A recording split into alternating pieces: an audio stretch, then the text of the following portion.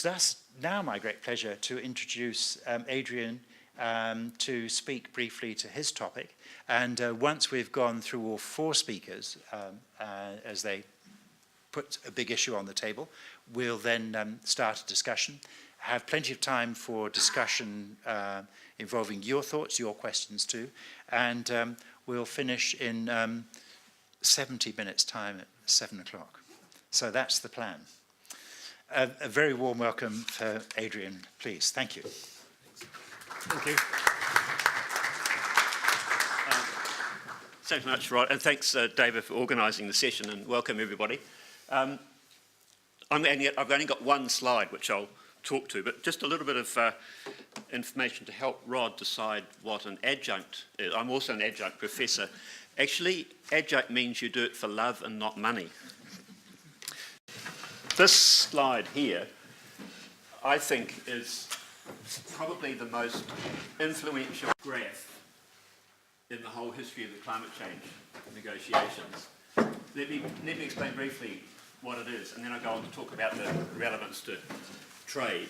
There's always been a challenge in climate change negotiations in making sense out of the science. I mean, if you ask the average person to sum up the problem and the solution, you're not going to get a simple answer. But this time around, the scientists in the IPCC, the Intergovernmental Panel on Climate Change, which reports every few years, made a huge effort in improving what I call the science policy interface of their work.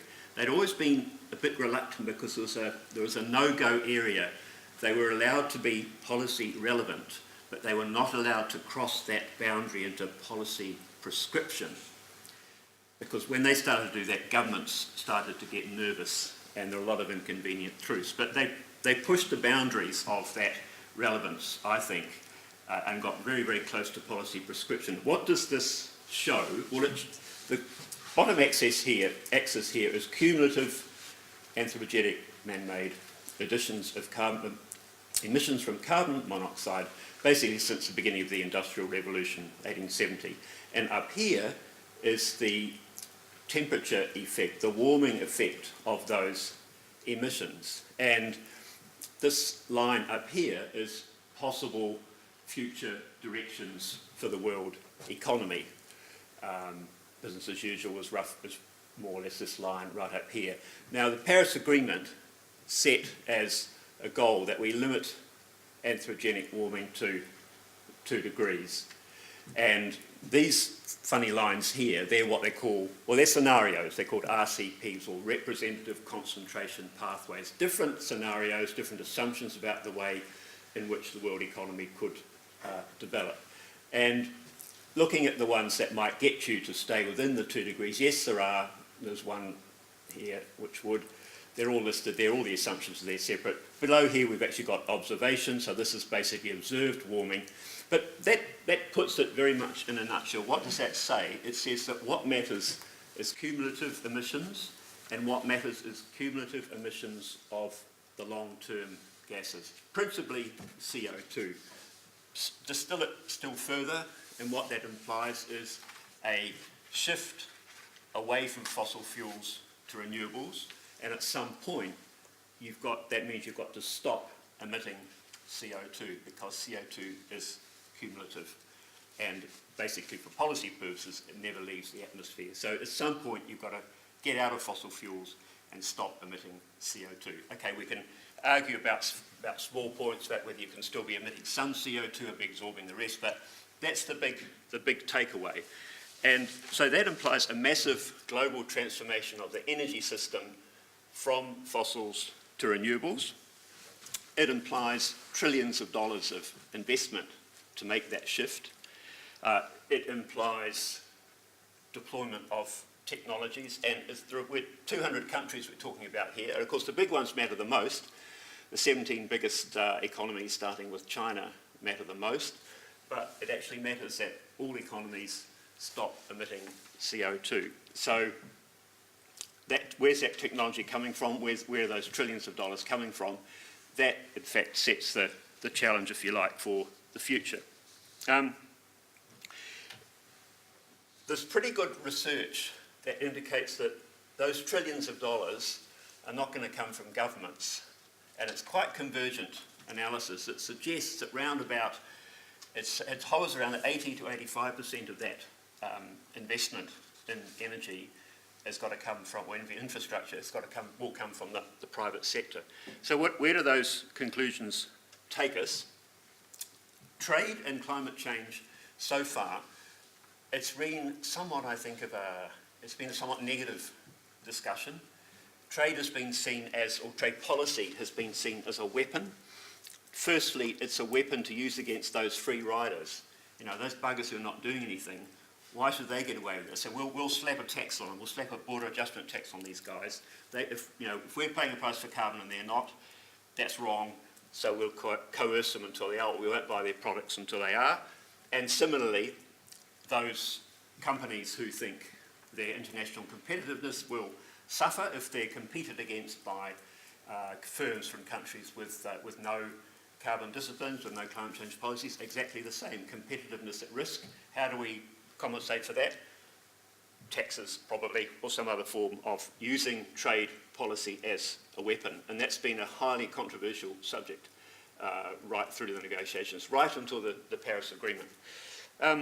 I think, and my takeaway, my not business as usual takeaway from all this, is in that context, you actually need, how are you going to achieve that global transformation, which is not a global transformation unitary, it's a global transformation made up of 150, 200 individual, I think transitions is a better word than transformation. How are you going to do it? Well, you are going to need a free flow of goods. Just one example, solar energy panels available at reasonable prices. Of services, there's a massive amount of know-how. Of investment, trillions of dollars, and the figures are all there in the UN, and of technologies. So if you take all those factors, goods, services, investment, technology, what you end up seeing trade as, and I think we're talking trade here in a generic sense, trade policy is no longer a weapon used defensively or aggressively. Trade policy becomes therefore a tool that you need to have to make sure that you can achieve this very large and rapid transformation. And we're talking about that, we're talking about getting to carbon neutrality before the end of the century. Not 2050, as many people argue here, the IPCC talks about before the end of the century. So that is my takeaway, Rod. It's that trade policy is number one tool in achieving that transformation. Fine. Thank you very much indeed.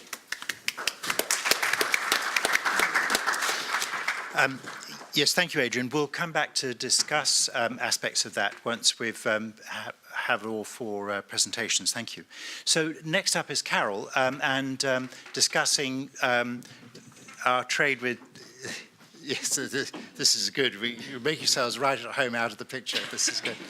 And discussing aspects of our trade with China. So a warm welcome for Carol, please. Thank you. Thank you. I'm coming at quite a different angle in terms of actually thinking about how trade relationships actually play out once we've met once we've signed up the trade agreements. And excuse me. So really thinking about this in relation to what I see as a long-term set of goals for trade policy in New Zealand, really coming from the 1960s, where we realised that heavy reliance on Britain was not good for New Zealand. We needed to not have our eggs all in one basket, and moving to the idea of diversification, both in markets and products, and particularly in value-added products. So the idea, excuse me, that New Zealand seeks to be a good global trader by having high-value products and diversified markets, particularly, in high-value markets. So that's where I'm coming from in thinking about New Zealand and China's trade relationship, that when that agreement was signed, us being the first country to sign a free trade agreement with China, being first there and seeing that as a real success in 2008 to kick that off, and in a lot of ways has been put forward as a success. So what I've tried to do is just drill down into some of the statistics and really try and figure out what the reality is of that trade relationship. So I've also got graphs and pictures, hopefully they'll come up. Yes, and fairly straightforward to look at. So the first one really looks at what's happened with our export trade by value. This isn't inflation adjusted, but we'd still have growth, as we can see. So basically what we've got is all other countries besides China in the blue and China in the red. This is a 20-year cycle, and if I can just point looking here at 2008, we can see that we've had increases in the value of our overall trade, and a lot of that can be attributed to the increase in exports to China. And so that really plays out, with a lot of what the political leaders have said in terms of this has been a success for us, for New Zealand, and also where Stephen Hoadley talks about often that, free trade agreements do actually result in increased trade between the two countries. So what I really wanted to do then is look at what is actually being traded. So trade has mainly grown through 5 main categories, and if we look at these, the grey is dairy, the yellow is wood and forestry products, the blue is meat and meat products, the orange is fish and seafood, and the dark blue is wool and the green is other. And what we can see then is that those 5 product categories have accounted for about 75% of the trade year by year with China, the exports to China. And so, first of all, that starts me thinking about the fact that the sort of perennial problem that New Zealanders talk about in terms of the heavy reliance for exporting on primary industries.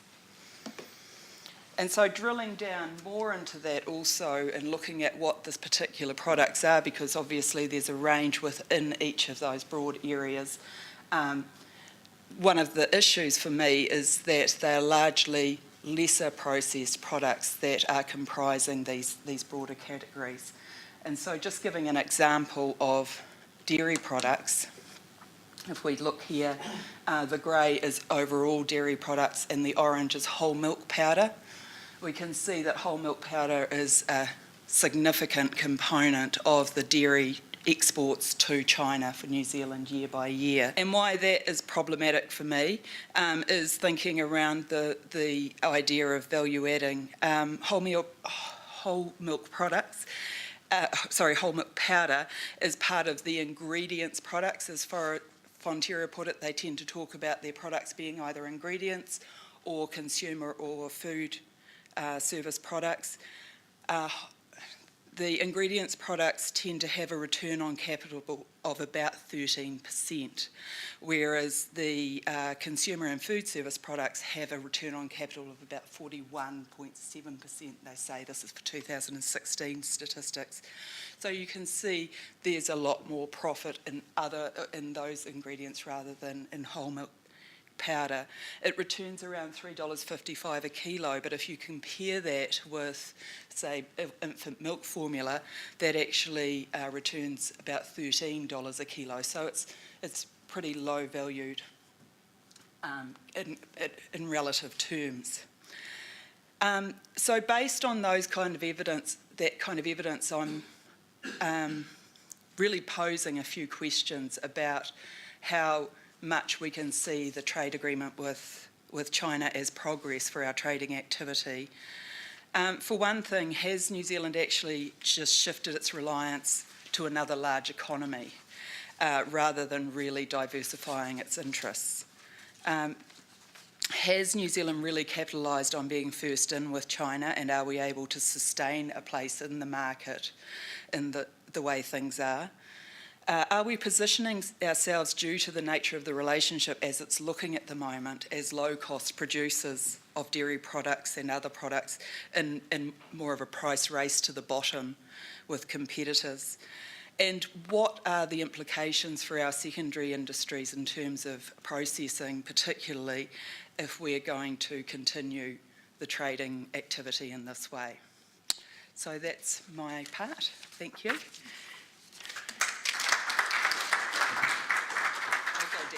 Yeah, thank you very much indeed, Carol. And some terrific aspects to come back to in the discussion. Thank you. Jordan, some internet-related thoughts here. Big hand for Jordan, please. Thank you.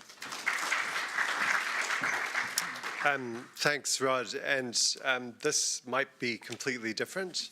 I am a little bit insecure about the fact I'm not an academic, so I apologize in advance for any presentational issues that might arise in this talk. I thought I'd start with an anecdote, which was on a day much like today, and I can't exactly remember when, it would have been 2012 or 13, sitting in our office in Wellington with two very soberly dressed Ministry of Foreign Affairs and Ministry of Business, Innovation and Employment types, coming to have a very serious chat with us. They wanted to consult us on the intellectual property chapter draft of the TPP. And they're like, oh, we'll talk you through it, and then we'll let you have a look at the text. We've got the text. We're like, oh, great. And they're like, and we'll then have to collect the text back. And you can't talk about what we've talked about with you or what's in the text. And I was like, well, why do you want us to look at it then? And they were like, well, we're consulting you. And I was like, well, you know, we've got a number of hundreds of members who would be quite interested to know what was in it, and then we could give you some balanced feedback on it. No, we can't. The parties have agreed that the text won't be released publicly. I said, well, US Trade Representative is pretty famous for having big coordinating committees, thousands of people seeing the text, getting broad-based industry input. You don't want us to do that. No, the parties have agreed that we won't do that. It's like, well, has the US done that? Yes, but do you want to look at the text? And so I stopped asking awkward questions and looked at the text and were like, this isn't going to go anywhere, is it? And they said, no, but we can't say that to the Americans yet. So that was, the anecdote there was, why am I sitting in a room looking at a piece of paper, which I then have to give back, and I'm not meant to talk about with the stakeholders, that you're talking to me so you can tell ministers you've actually engaged with stakeholders about. This seems very puzzling. A couple of years later, I got this job and began to participate in sort of the global process of making policy for the domain name system, which is done under an approach that has got a horrible name called multi-stakeholderism. And my piece in the research is to just draw out what that looks like and how different it is from conventional trade negotiation styles in some ways. And one of those is that everything is open. All of the documents are published. You know, as soon as anything gets anywhere near a working draft, it's available, and anyone can read it, offer comments, and so on. The second is that the negotiating fora are also open, and anyone who chooses to can participate in them. So it doesn't matter whether you're representing a government or a corporate or an NGO or you're an interested citizen, you can be in the room, and the way that your ideas may rise or fall relates to the merits of those ideas as judged by the community. So rather than it being a geopolitical question, you know, when that stuff, countries try that in IG, and they tend to be rebuffed by the techie types who set these systems up 20 and 30 years ago. It's about the merits, not who the speaker is. And so I just want to do that because we've only got sort of 5 minutes for this intro to just sort of suggest those things and to say that feels pretty different to trade negotiation. And it's a hard process because decision points come with consensus of participants who have opted in.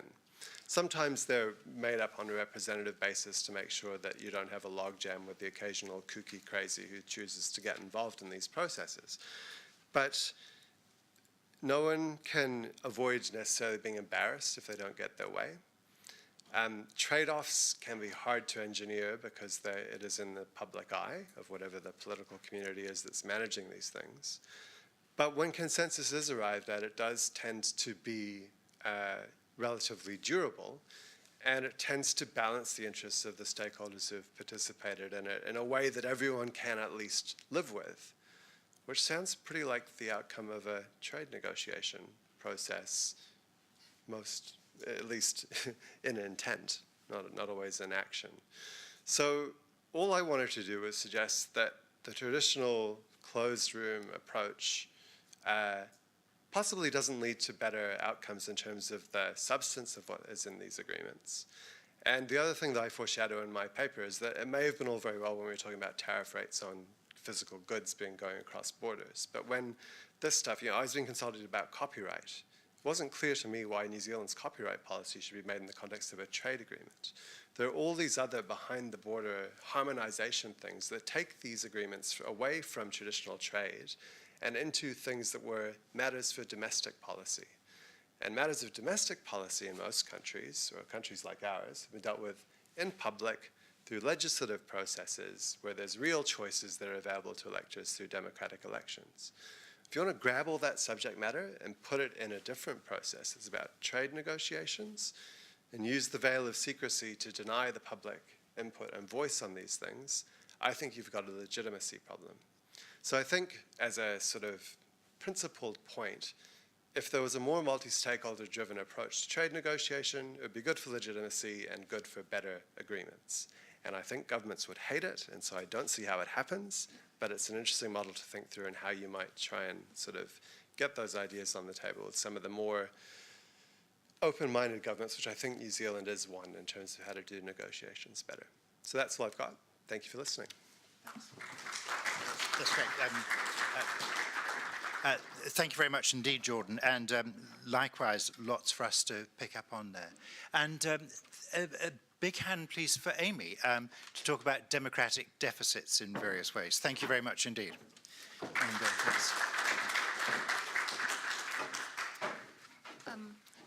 Thank you very much. Jordan basically summarized the essay I contributed to the compendium when he talked about a legitimacy problem. And I do talk about the democratic deficit as it relates to trade harmonization treaties. Of course, that particular democratic deficit is just a particular example of democratic deficit that sort of lies at the heart of the entire international law project, and I'm acutely aware of that. And when David asked us to speak for 5 minutes on a subject that we were interested in, I immediately thought of 2 articles that came across my desk in the last month or so, speaking to the larger issue of the larger democratic deficit that I think is at the heart of the international law project. So I wanted to share those articles with you tonight in the 5 minutes. It's a bit of a frolic and detour. It doesn't have much to do with trade, but it does speak to the issue, democratic deficit, that trade treaties, that's relevant to trade treaties. First example of democratic deficit, this came out recently. Jean-Claude Juncker warns Donald Trump it will take years. I like how the Express has put years in all capitals. I love how they do that just to make sure you understand the big point of the article. It will take years to leave the Paris Agreement. Now, I don't think anyone will deny that democracy requires honesty and openness. An electorate need to know what is genuinely on the table or what's on offer in order to be able to respond to it and consent to it in an informed way.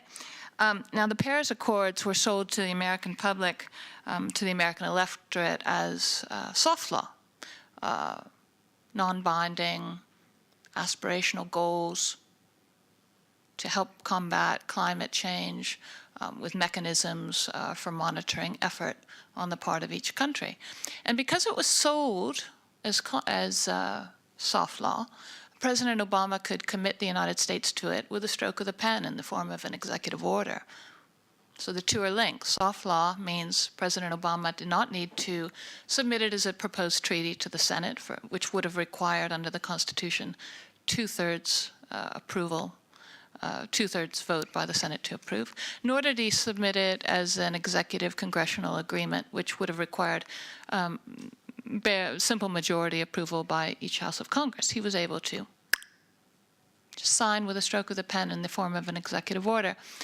When President Trump came into office and wanted to withdraw, well, he wanted to withdraw with a similar flippant use of the pen. And as I think we all know, all hell broke loose. And I think this headline conveys the warning, quite directly. Juncker says 3 to 4 years it will take. 3 to 4 years, you can't get out so quickly, so easily. Who do you think you are? Where are you going? It's going to take time. Incidentally, 3 to 4 years, perhaps not coincidentally, I don't know, is enough time for a new election to occur and maybe a new administration to take power. So I do think perhaps there was sort of a covert effort to insulate this agreement against democratic politics in the United States. But you don't need to go so far.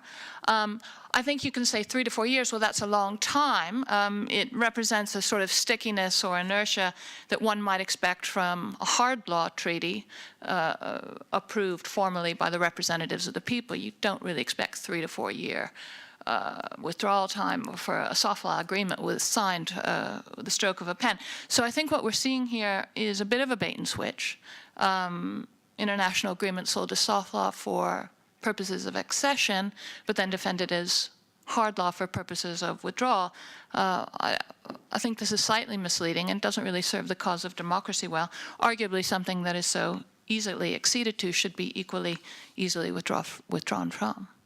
But I think things get even worse for democracy because supranational law seems to be becoming increasingly impatient to assert itself against nation states.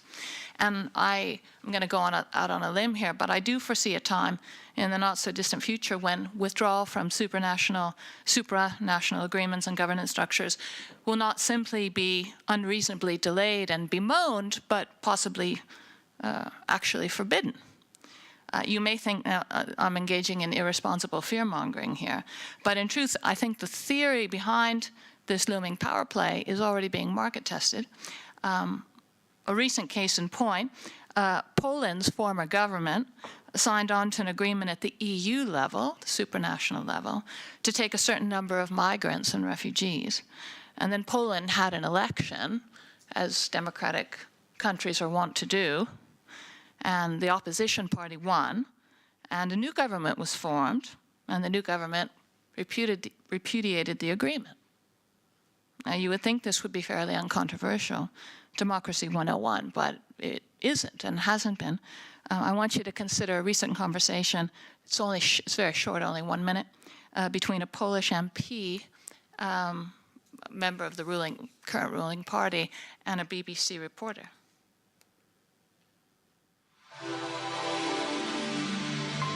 Listen to the rationale of the BBC reporter. Let's speak to Dominik Trzynski, an MP for the ruling Law and Justice Party in Poland, also a member of the government's European Affairs Committee.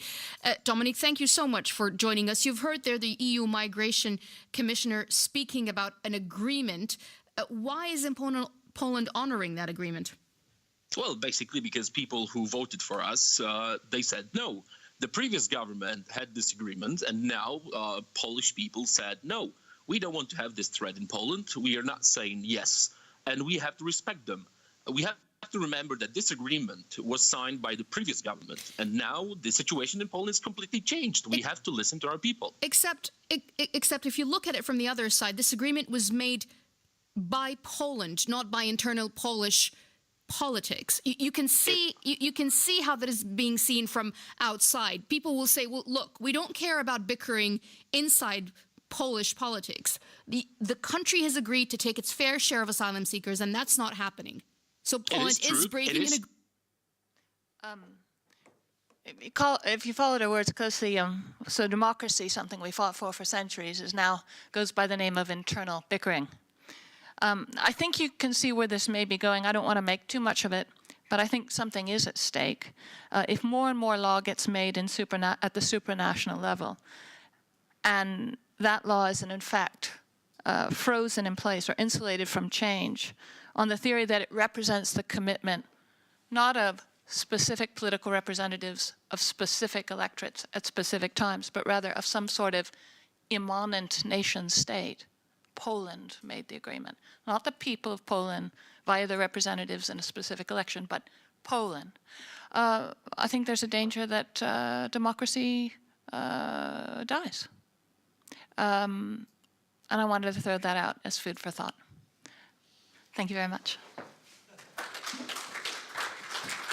That's great. Thank you very much indeed, Amy. I can see we're going to have some lively discussion around that. So if our four panelists like to join us back here, and perhaps we could turn off the video, the screen too, please. That'd be great. Thanks very much indeed.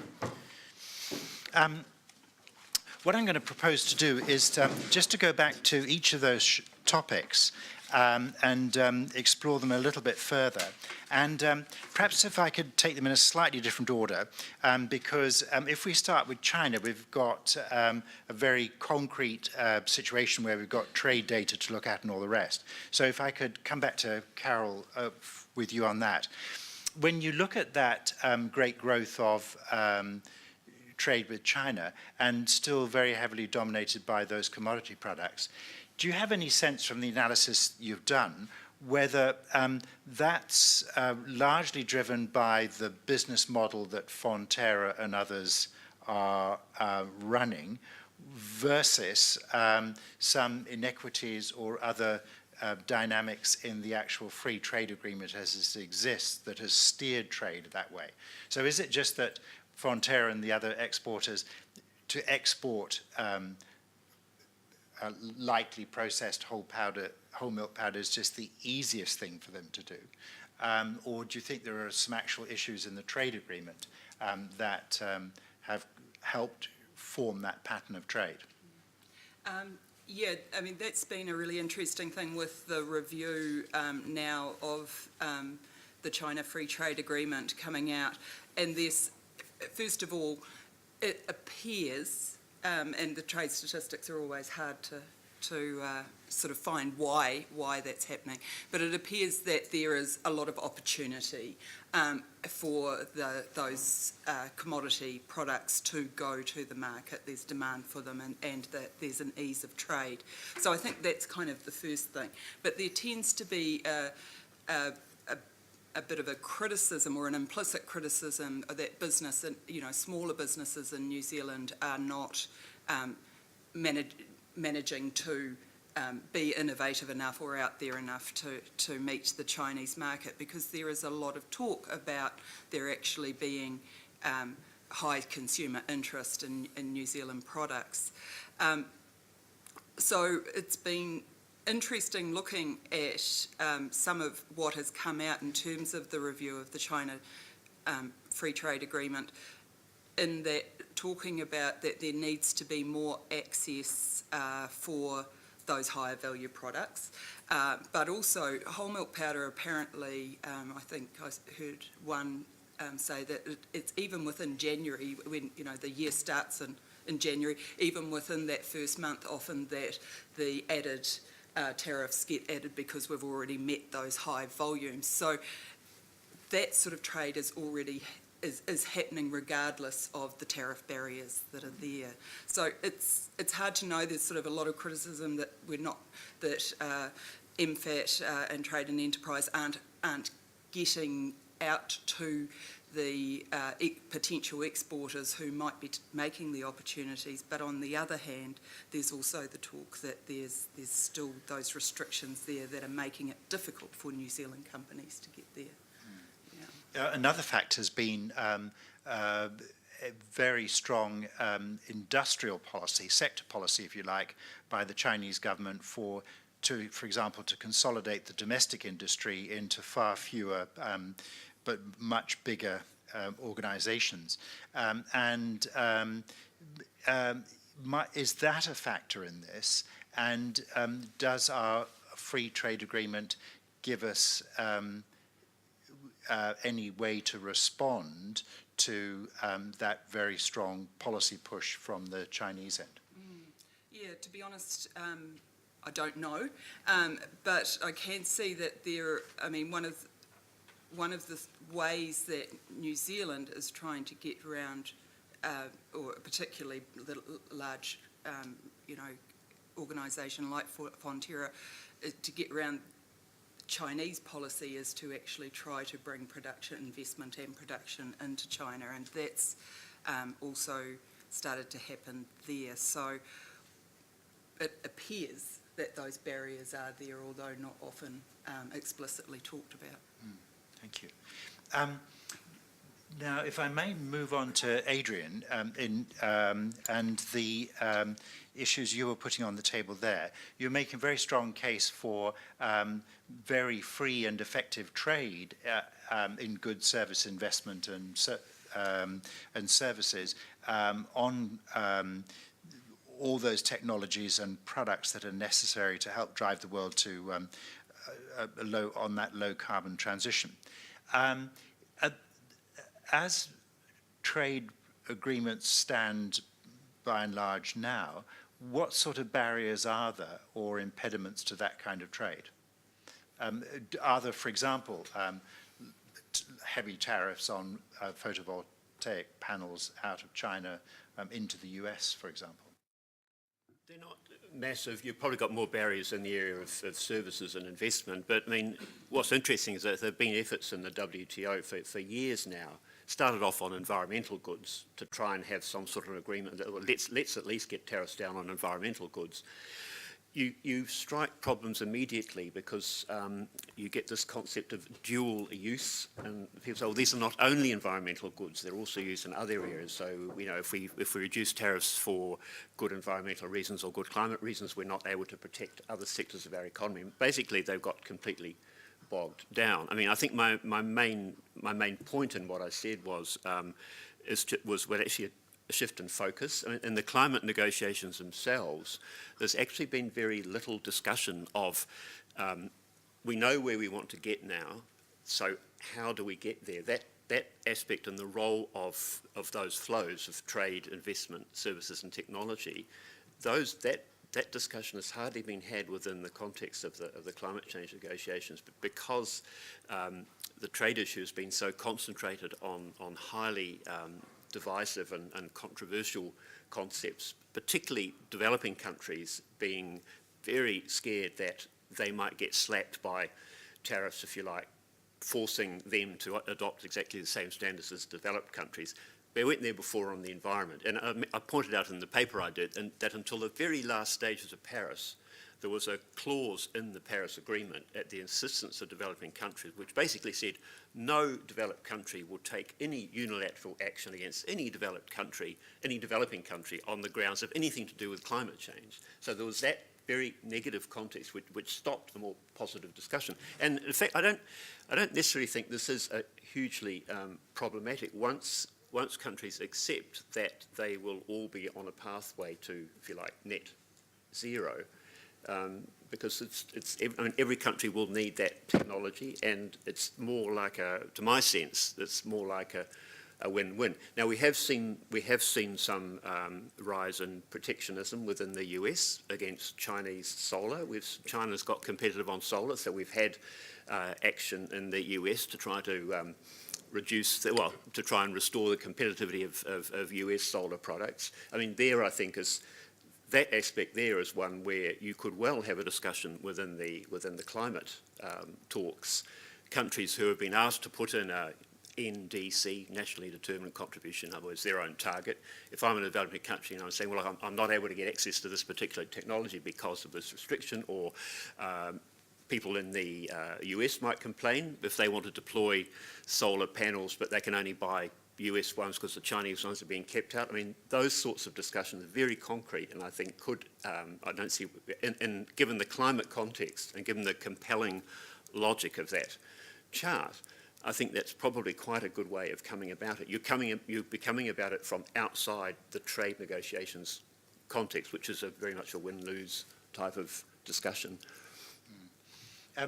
Are there any examples of probably just bilateral trade negotiations where there is that strong clean technology and transition focus and on those trade negotiations? Has it turned up anywhere yet? I can't recall, but I mean, I haven't been doing trade negotiations for a while. So, but I mean, the locus of all this, where stuff has been discussed most, is within the WTO. There are several different work streams, and unfortunately, and it's a little bit like the climate negotiations, they are somewhat bogged down. But if you look through the the papers and the submissions that are put in there. I mean, there's some really good thinking that at least goes on, at least shows the way. But I mean, we've only just had the Paris Agreement. We've only just had this really useful clarification. So I mean, I would expect there to be some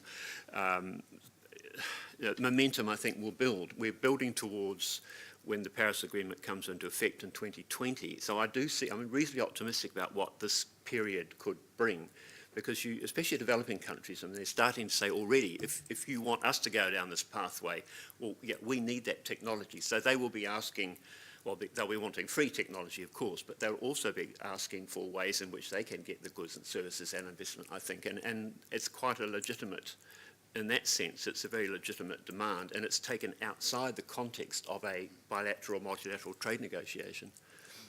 And then that old sense of trade as a weapon, i.e., say, for example, the US continues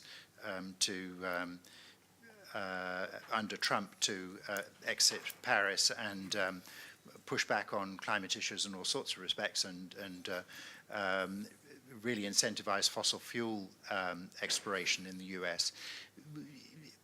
What's your sense of the danger of, say, the EU in particular, or perhaps Japan, retaliating in that old-fashioned way against imports and more carbon-intensive imports?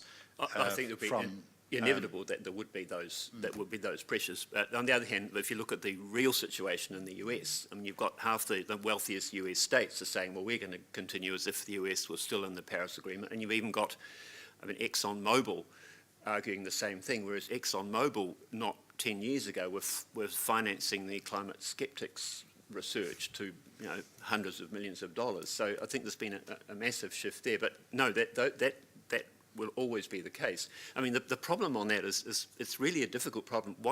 How do you set a tariff, or how do you set a tax based on someone who's exporting you someone who hasn't got the same disciplines on climate as you have? Extremely difficult. I mean, what if they were producing it? What if the electricity they were using was from a hydro station, compared with it might not have come from a coal-fired power station? And then where's the iPhone made?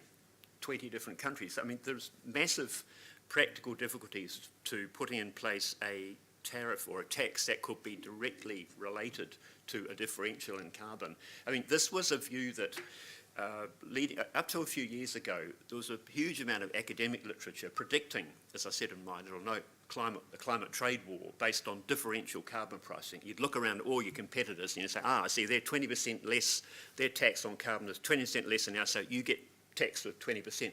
It's just a nightmare to try and think of how you could do that. Yeah. But I mean, there are other ways of putting pressure on countries, and I mean, with the possible exception of Donald Trump, countries are sensitive to their reputation, and we saw that back in Copenhagen with China. It was a fascinating example, just very briefly because it's relevant, but in the closed room negotiations, one country had employed on their negotiating team a Guardian journalist, and the Guardian journalist was busy tweeting out what the Chinese actually said in a room they thought it was confidential, and there was a massive gap between what the Chinese were saying in that room and what they were saying to the public. And China spent the next 12 months on a massive diplomatic effort to basically convince the world that they were serious about climate change, and they did a fantastic job. So if China's concerned about reputation, then I think it's probably good enough for other countries, with the occasional limited exception. Yeah. Thank you. And now, Jordan, could you tell us a bit more about multi-stakeholderism? And have you yourself been in those sorts of negotiations and had some direct experience of what they're like, those open forum? Do I need to worry about? Oh yeah, that's on. Yeah. Yes, sort of. So until last year, the United States government had a contractual relationship with the body that does global domain name policy, an organization called ICANN, which is an acronym. There's so many acronyms in internet governance, I won't try and explain them. But there had been a long-held view in the internet community that single special relationship with one state was a problem for the system, because Other countries felt that it gave the US disproportionate influence, even though it didn't really. And it was something that the US announced in 2014 that it was willing to give up if there was a new accountability settlement built for ICANN. And I was part of those negotiations due to my role at InternetNZ. And we managed to get that all sorted out on the 1st of October 2016. And we managed to not get it too bound up in the American presidential election, though the Republicans had a very different policy. That their role was essential to keeping the internet free and open, and so they would be reasserting US leadership and control. And so the negotiation was, okay, how do we build an improved accountability settlement for this private corporation with no members, and nothing other than the jurisdiction of the state of California to be the accountability framework? How do you give the communities embedded in this governance system adequate control over the governance of this organization? And that was a relatively bruising and uncomfortable negotiation, because governments wanted to have an appropriate role, but the dominant stakeholder group of American corporates didn't want any government role. Some states wanted a direct role, because the main divide in internet governance politics between state-led democratic internet governance and private sector multi-stakeholder governance. And one of the dynamics was efforts by the Americans and others to get countries like Brazil to swap sides on that debate. So there was a kind of geopolitical underpinning that was being done by diplomats and so on, whereas we in the engine room were just trying to get an accountability settlement against a board of directors and a leadership of ICANN that didn't want a bar of it. They spent a year trying to say, accountability is fine, we need to get on with this, there isn't time. And then another year trying to stymie and mitigate as much of the accountability settlement as they could. So that was my own experience with it. And it was literally grinding emails, difficult meetings with every idea being tested and measured against the objectives of the process, and swings and roundabouts and counterattacks by the establishment and interventions from the American government and interventions from the Brazilian government. So it was quite a strange process, and I think it was probably more complicated because there were probably 250 actors in that process, which isn't huge in the scale of an intergovernmental negotiation. But at least theoretically, in an intergovernmental situation, governments can internally reconcile their positions. I know that doesn't always happen. Whereas in this, each stakeholder didn't have to reconcile its positions with anyone except through the process. So that gives you a bit of a flavor of it. Is that kind of what you're looking for with the question? But it was resolved. Yeah. Yeah. So there was a settlement that was good enough for everyone to live with to let the end of this contract happen just in time. You know, 1 month and 8 days in time. If I may just ask a second question about data, and that's a very broad question about how in the TPPA agreement as it was finalized, what sort of framework there was there for free flow of data amongst TPPA countries. So data as a trade resource in itself, and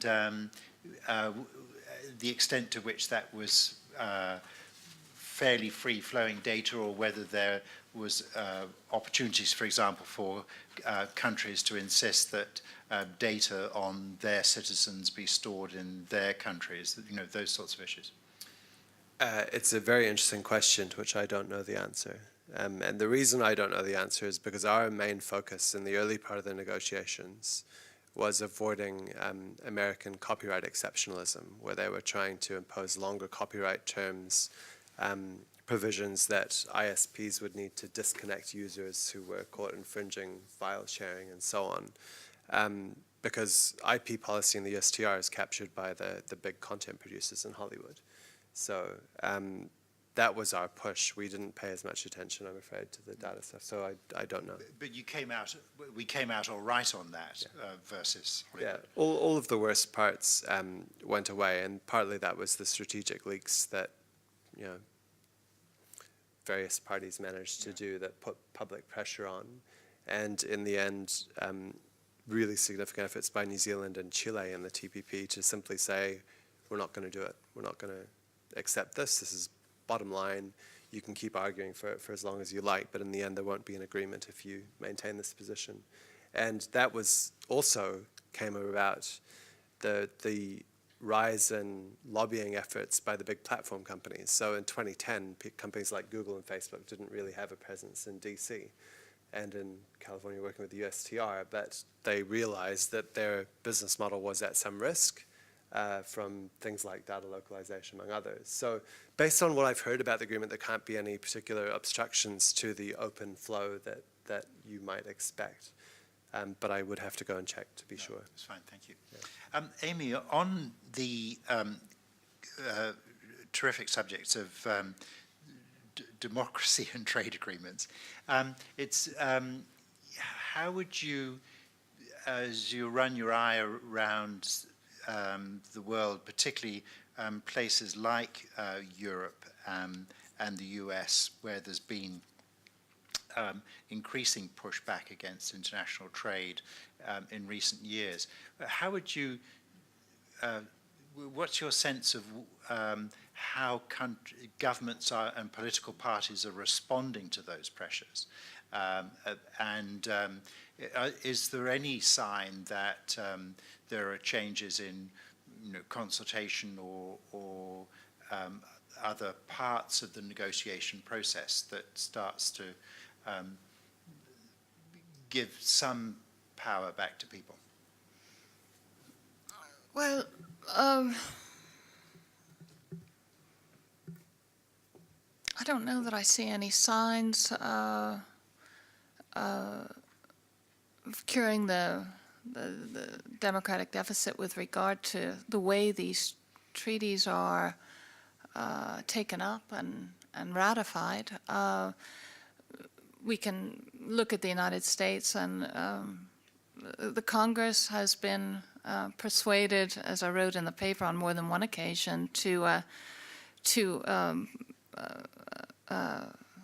not use the normal legislative process for considering these treaties. They're not even treaties. Treaties need to be submitted to the United States Senate, not to the Congress, and as I said in my remarks, be approved by 2/3 of the Senate. So the first sort of step in the transition to make these more executive agreements was to say, well, these are not treaties, they're executive legislative agreements. So just a simple majority vote of the Congress. But now the procedure's been lobotomized even further via fast track. There's a lot of opposition to fast track. Fast track is when the Congress that a treaty is submitted as an agreement. It can pass as long as a simple majority in both houses votes for it, but there's only about 20 hours of debate, no amendments, and 20 hours of debate is practically nothing when you're considering a huge proposed treaty like the TPPA. So there is a lot of opposition to fast track, but I haven't seen signs in the political class. I haven't seen any awareness in the political class in the United States that they've seen the light on that and would agree not to avail themselves of fast track if a proposed treaty like the TPPA were ever to come across their desks again, such as a new administration in 2020, for example. In New Zealand, very quietly, the TPPA was ratified. Very quietly, after all the protests, very quietly. All the limelight went to the US election and to Trump and the withdrawal, and everyone's eyes was on that. And I noticed very quietly. I didn't even know it at first. I think I learned a week later. Oh, it's been ratified very quietly. So I don't see any sign in New Zealand society that that they feel the need to undertake the reforms that I have specified in my paper, unless the public deems it important, and then I'm sure the public can make its voice heard. But short of that, I don't see much progress in the area. And in that strategy refresh paper that I referred to in my comments out a few months ago, there was a few more $1 million for consultations. But maybe they'll be along the line of the sort of consultations that Jordan experienced. Well, I think, if I could just respond to that, I think consultations, these sort of pluralistic consultations going into an agreement are lovely. Nice to see lots of NGOs lined up. But I don't think anything substitutes for an up or down vote after the agreement is put together, submitted to the representatives of an electorate. Ex-ante input, great, but if I have to choose between being heard beforehand and being able to give a thumbs up or thumbs down after the agreement has been formulated, I'd much prefer the latter. That is, you know, to review and respond to something is sort of the essence of electoral democracy, not being heard beforehand, but to be able to review and respond to. So, as I say in my paper, you know, if the powers that be want to keep the negotiating phase secret, if they want everything under wraps, I would say, well, okay, fine, you go off and negotiate secretly for 10 years, but when you're done, I want that to go to Parliament. I want to be able to have a chance to tell my representative what I think and hopefully convince them to vote in the way I wish. I think that's very important. So consultation, I don't think should be, consultation's lovely, but review and reaction is more important in my view. Yes, I'm sure you didn't misunderstand my irony there, or the sense that this was all No. we got out of the strategy refresh. Adrian, there's a... I just want to add a point Yeah. on that, while the interrogator gives it, and what both Jordan and Amy talked about. I actually think that there are signs with our new trade minister, that old model of secrecy is actually no longer sustainable. And another one I would make is that model of secrecy was actually, it wasn't the degree of secrecy that the New Zealand officials kept was not inherent to that negotiation. I did a piece a while back where I compared the information on MFAT's website to the information on TPP on the USTR website, and it was chalk and cheese. MFAT's website was basically a whole lot of spin. You know, this is good for you, millions of dollars will flow to New Zealand. The USTR website broke it down chapter by chapter. They said what our US objectives were on each chapter, where we might have already made compromises, where we needed to reassure people. So an American looking at their country's approach to TPP would have a pretty fair idea of what their objectives were on each chapter of that TPP.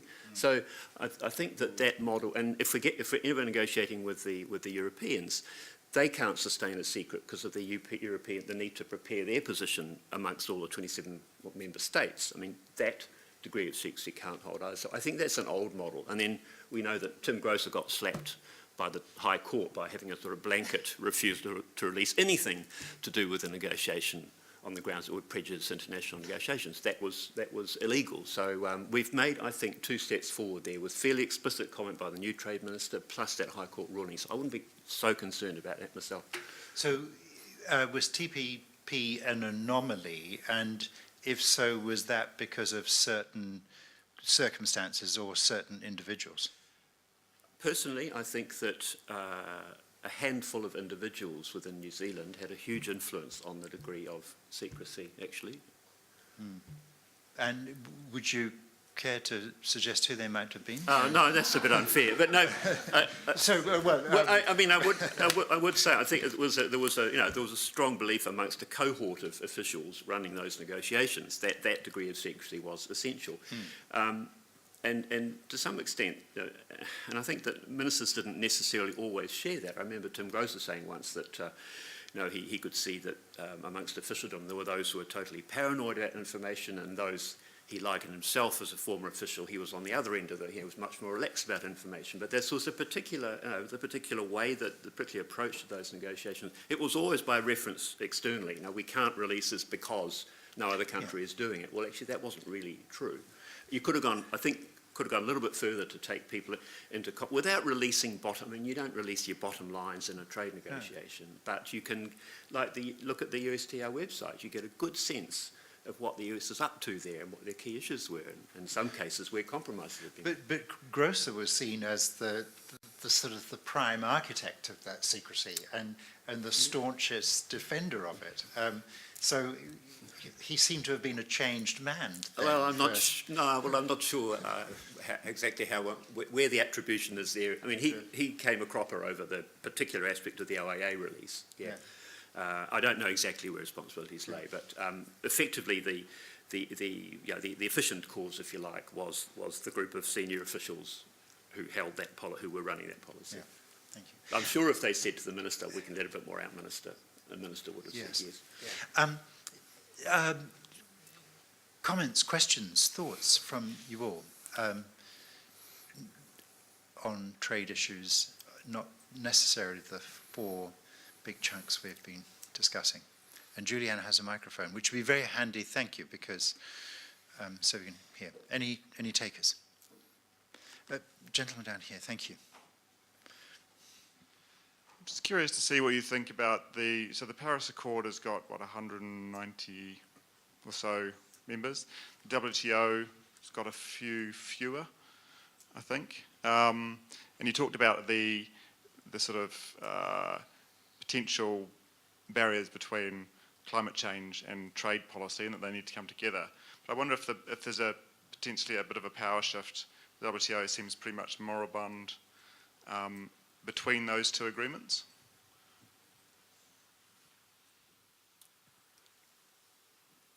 Adrian, sorry, we're being.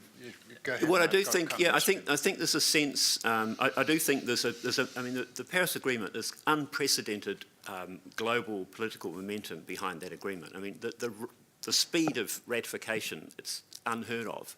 So there's massive political capital there, which of course gives you some leverage. I mean, I think that, I mean, the WTO, to my mind, still stays, the WTO principles still stay entirely relevant. You know, non-discrimination, MFN, all those core trade principles, I think, are still relevant. But in terms of initiating some progress on trade and climate change, I think I agree with you. I would see more impetus coming from something that starts off in the climate change world now, providing you can overcome this, the negativity and sensitivity about the trade as a weapon. So if you can somehow get the trade viewed as a positive way to achieve this big energy transition, rather than I'm going to get hit with some tariffs if I'm not careful, then I think you'd get a lot more cooperation. And the thing about WTO is that it can take account, WTO jurisprudence can take account of agreements like the Paris Climate Change Agreement. So it'd be quite possible, I think, if in the future countries start to take some action, whether it's regulatory action or one thing I thought of was in standards, you know, looking towards carbon footprints, or government procurement, looking towards suppliers with a better carbon footprint. If you've got the Paris Agreement to refer to, then if you ever did get into a WTO dispute, a WTO panel or the appellate body would refer to this as a very universal agreement with all these principles regarding to climate change. So yeah, I think I agree with you. I do see a bit of a shift in initiative, if you like, on that one. Yeah, because I think the WTO has previously been quite reluctant to get involved in anything to do. You know, initially they were kind of like, we don't want to have anything to do with climate change. That's someone else's problem.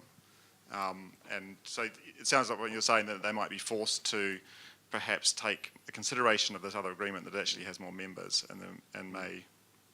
Yeah, I mean, when you say they, it's the countries, it's the members, but they know the issues. They're talking about them, but I think it's not the same.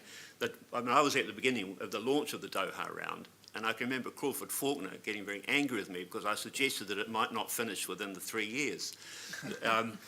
So, yeah, WTO, as the multilateral trade rounds have lost momentum, but I still think that the WTO, the Uruguay round outcomes were excellent as far as core trade rules went. So it's still useful to have those core trade rules. But no, I think the initiative is definitely it's past.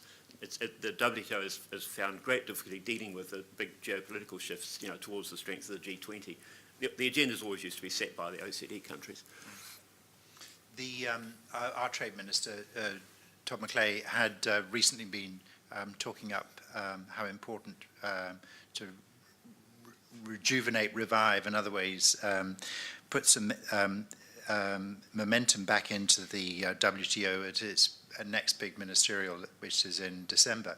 But this is completely contrary to all the signals from the US, which is trying to shut down the WTO, and it's probably going to get very confrontational with the WTO, especially in terms of trade disputes. The US has a history of, even when found guilty by the WTO, of not necessarily abiding by the decisions.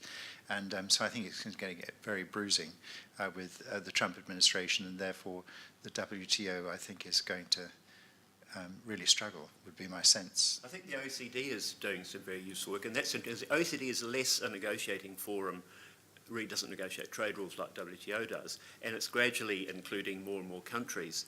And some of the work the work it's been, for example, on carbon leakage and that sort of thing has been really interesting analytical work, which is really helpful to countries to to understand what's going on.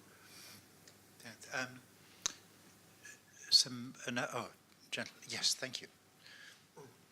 Thanks. It's another question for Adrian, I'm afraid. One of the trade environment issues which is close to my heart is subsidies, and fossil fuel subsidies in particular. And it's interesting to me that the kind of centre of action on fossil fuel subsidies disciplines has neither been the UNFCCC nor the WTO, but the G20, with a peer review mechanism kind of in place, and APEC has mirrored that as well. But I wondered if you had any comments on kind of the rise of the G20 as a kind of a centre of global governance activity, and its effectiveness, any risks or downsides associated with that, and others on the panel might also have comments on the role of the G20 generally.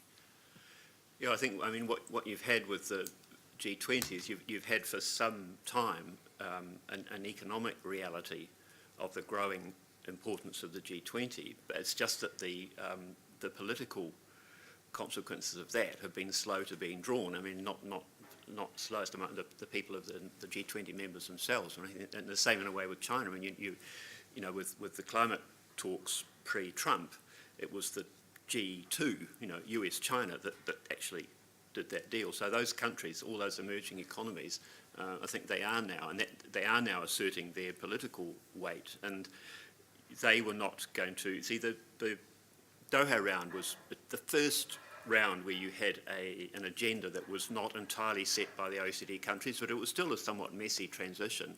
But what's happened as the Doha round has developed is that the interests of those countries, especially in the G20, but also other developing countries on the fringes, they've more coalesced, and so they've actually prevented that nice, neat OECD-driven agenda. So I mean, it's been, it seems to me, it's an inevitable shift, and okay, it's a little bit more messy to run things than it used to be when it was just the OECD club, but I mean, I don't see any alternative to that. And I mean, a country like New Zealand is, I think, generally engaged with it really positively, and the fossil fuel subsidy reform, it's easy for us, we've got none, so we can do the holier than thou stuff, but not, I'm not being cynical. I mean, we have a good track record in that sort of area of, as a small country, of coming up with good ideas and facilitation and driving that sort of thing. So we've got credit through that ourselves. But others will have views on the G20, I'm sure.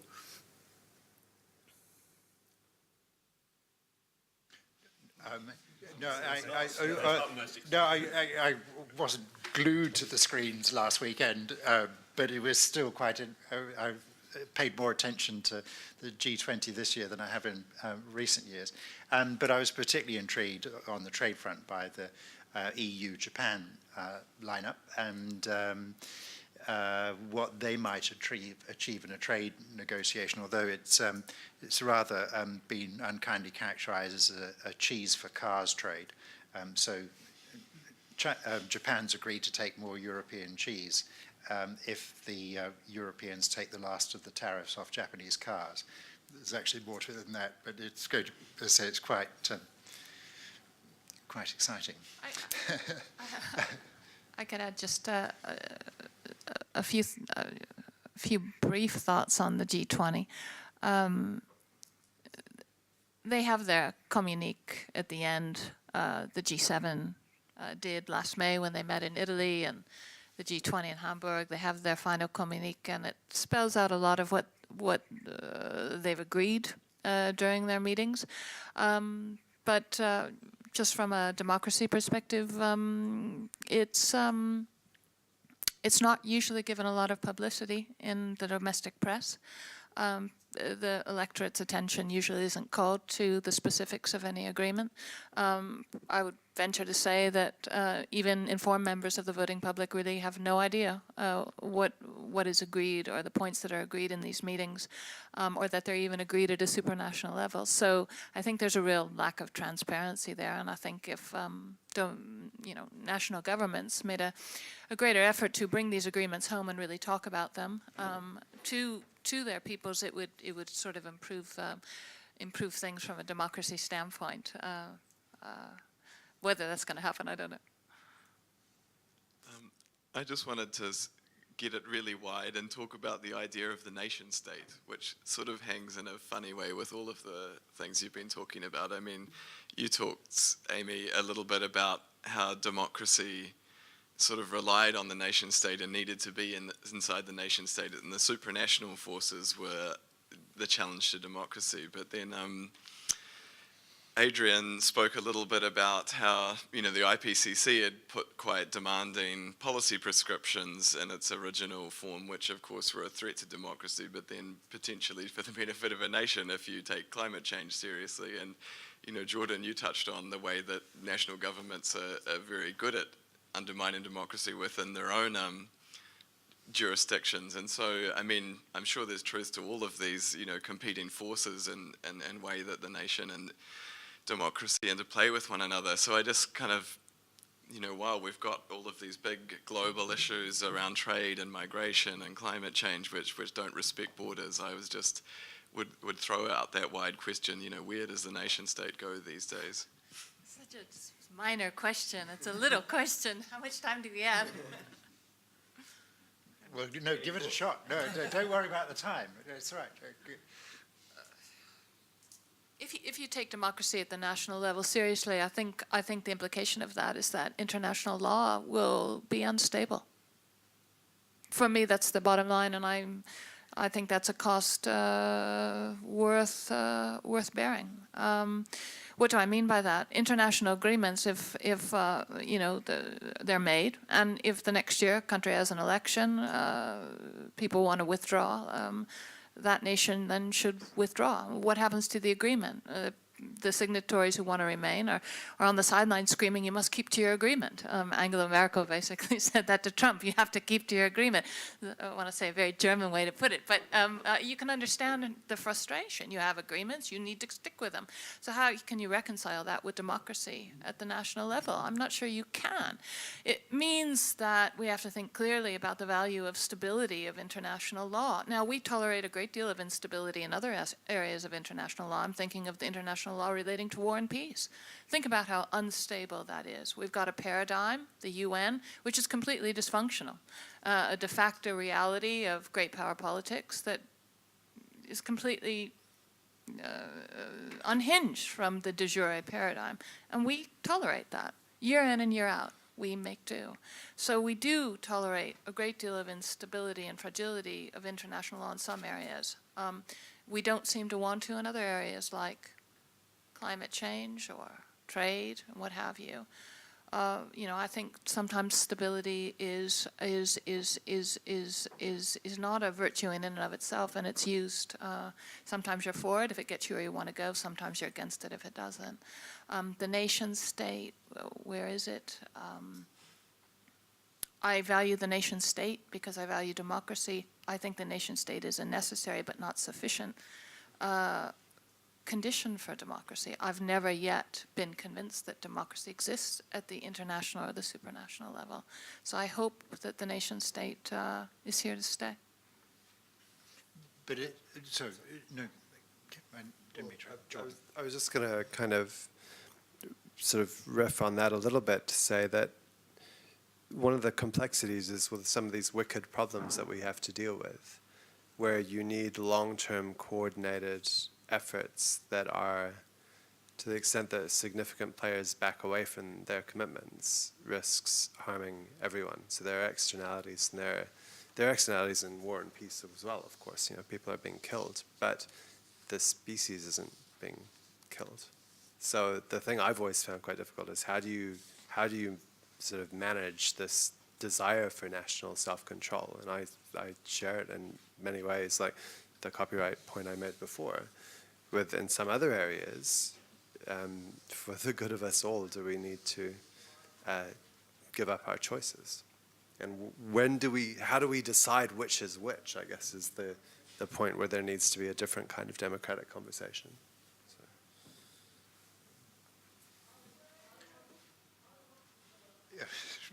Sorry, thank you. I was slightly distracted by the voices off. Thank you. It's just after 7, so we will close at this point. Just a very big thank you to Carol and to Adrian and to Jordan and to Amy for their contributions. A big hand for them, please.